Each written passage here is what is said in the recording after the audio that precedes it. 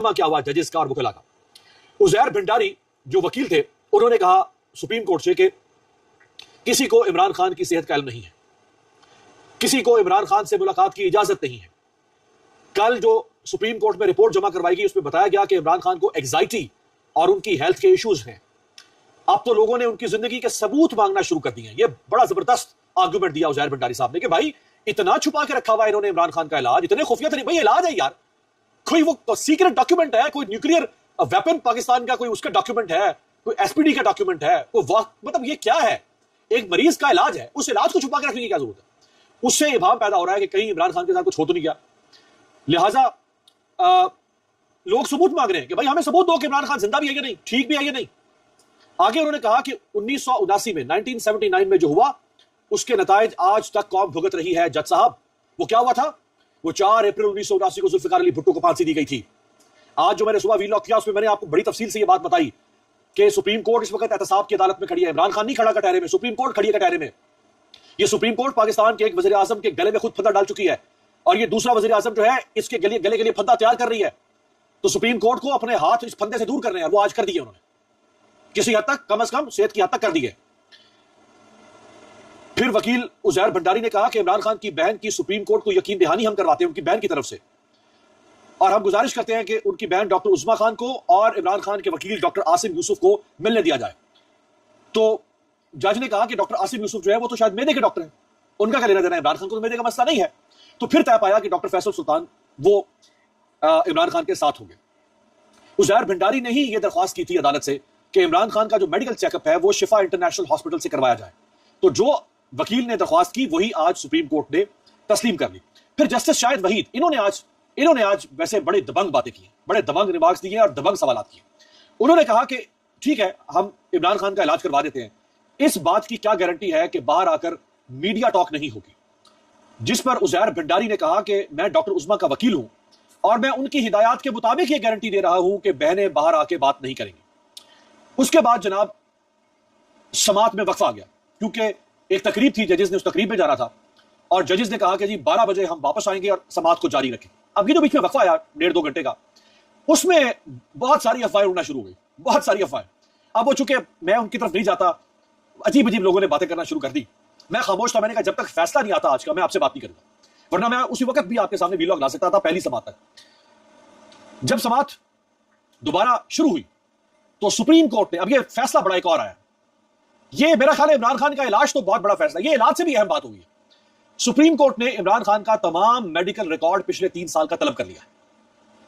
عمران خان کا, اور جسٹس شاہد وحید نے پوچھا جو جیل کا وکیل ہے, جو ایڈوکیٹ جنرل ہے, کہ بھائی یہ عمران خان کا میڈیکل ریکارڈ دینے میں تم لوگوں کو کیا مسئلہ ہے, اس سے کیا پرابلم ہو رہی ہے؟ یہ جو تم نے مواد دیا ہے عدالت کو پرووائڈ کیا ہے کہ یہ عمران خان کی میڈیکل رپورٹ ہے, انہوں نے کہا یہ تو سمری ہے, یہ میڈیکل ریکارڈ نہیں ہے, یہ سمری ہے. میڈیکل ریکارڈ بہت ڈیٹیلڈ اور ایکسٹینسو ہوتا ہے, اس میں ٹریٹمنٹ لکھا ہوا ہوتا ہے, میڈیکیشن لکھی ہوئی ہوتی ہے. یہ تو تم نے لا کے بتا دیا جی عمران خان کو یہ بخار ہوا, نزلہ ہوا, زکام ہوا, یہ ہم نے پیناڈول دی, یہ ہم نے ایکٹیفیٹ پی دی, اور یہ ہم نے ایگمنٹن دی اور مریض ٹھیک ہو گیا. یہ نہیں, پورا ریکارڈ ہمیں دو.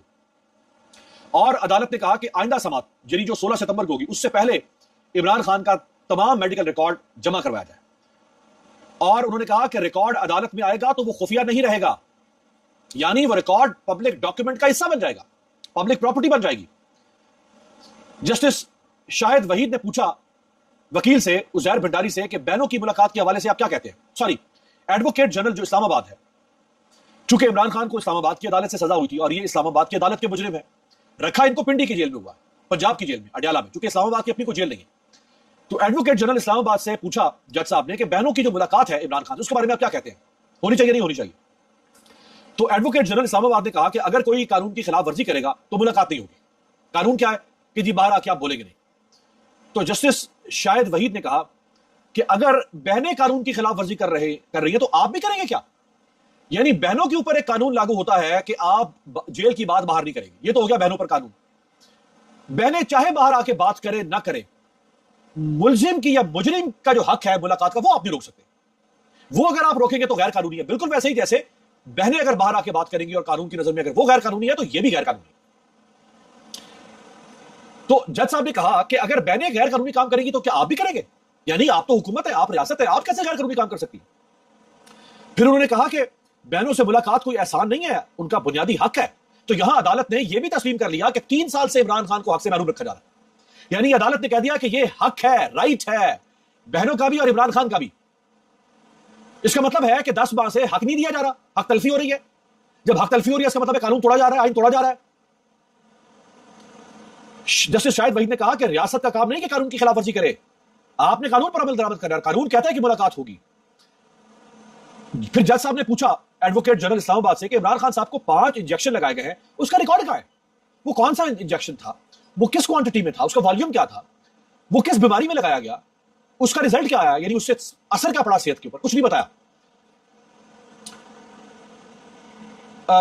جسٹس شاہد وحید یہاں پر غصے میں آئے.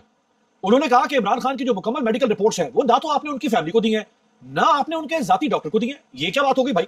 علاج بھی اپنی مرضی کا کر رہے ہو، ملنے بھی نہیں دے رہے ہو، اور جو بھی تم نے علاج کیا کم از کم بہنوں کو اور ڈاکٹرز کو تو پرووائڈ کر دو.